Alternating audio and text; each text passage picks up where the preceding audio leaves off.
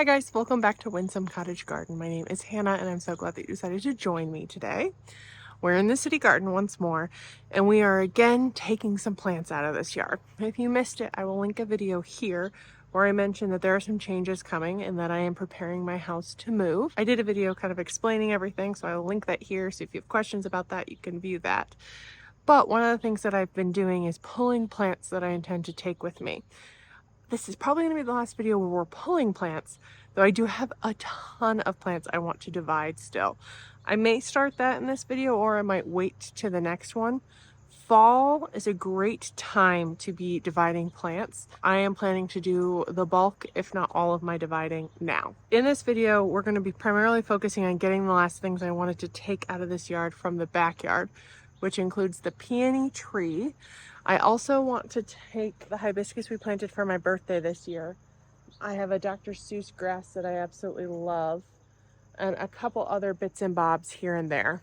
As I'm kind of going around, I'm probably going to start dividing. So I think what I'm going to do is just kind of dive into this video. We might pop along the side a little bit. There's clematis I want to take out, and I have some lupin seedlings I want to try and grab. You're going to be seeing this probably on a Wednesday. I've been really busy with work and life stuff, so I haven't been as diligent in posting videos as I want to be. So I think that's actually going to probably stay pretty consistent for the month of September. It's a very busy time at work, so you'll see this Wednesday, but then we're probably going to go to just weekly videos on Saturday with maybe a bonus video here and there as things kind of get sorted, because we're still working on this project and I'd still like to bring you guys along for it as well. All of that being said, let's just dive in and see how far we get.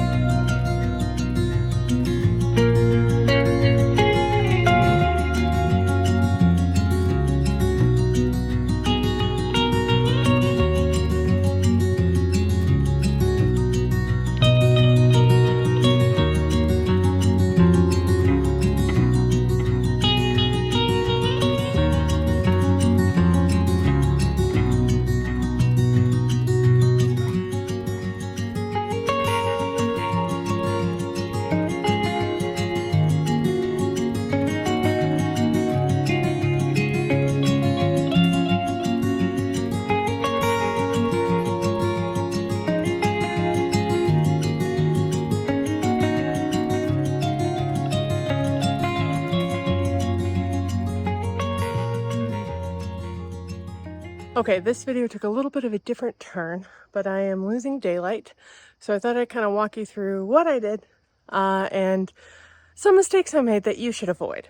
I originally thought that I would actually start over here and work my way this way, but I got to this tree peony, which I did mention at the beginning of the video we're taking. It's actually going back up to the cottage. My dad wants it back.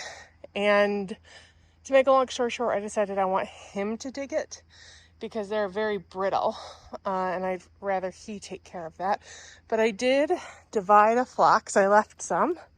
So I took a bit of a phlox. What else did I take from here? I took a Shriner iris that survived. I split this peony, and I will admit, I haven't really split a ton of peonies in my life. Most of the peonies I've split have kind of naturally split. So I thought what you did was kind of dig it up and spade it like you do a lot of other things. You may have seen me struggle with the big peony by the deck, which is a big double red peony. And that's because what you're actually supposed to do is what I did after I stopped and Googled it, because I was really failing. And what you generally do is September is a good month to do it, September and October, and you cut it back to quite short stems, pull it out, and then saw it in half before digging stuff back. So I did damage the root system. However, it had a very robust root system and a ton of different eyes for growth. So I'm sure that even though it's not going to transplant as well as I had hoped, it will transplant well, and it just might take a year or two before we get blooms. So that is a bit of a bummer, and I have more peonies I want to divide, so I will not make that mistake again. You also probably saw me struggle with a Japanese iris we have over here. We had a really big stand, and I left a nice big chunk and took some. I need to find some more fill for that hole. But oh my gosh, the root ball it took was just so big, and the roots aren't that deep, but that's just how it came up. So I'm gonna need to get some more fill. I'm sure I'll create some here and there. But I did manage to get 3 or 4 different chunks. One's going to the cottage, the rest are going to my holding area. And then I divided this red yarrow I really liked. I divided a pink veronica as well. And, oh, there's another hole I need to fill. I had some pink Siberian iris that I divided in addition to that. So I've got another itty bitty plant hoard going, a mix of pots and grow bags. We'll just kind of take them all over. One thing that I don't know if I've noted in other videos, but I am doing a very good job to label things even if I don't necessarily know what the proper name of something is. Like, for example, this is tall purple phlox.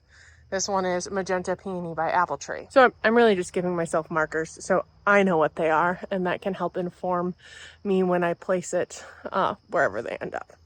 So I'm losing light. You probably can't tell because of my editing, but it's going to be dark within probably the next 30 to 45 minutes. I need to clean up and get some dinner.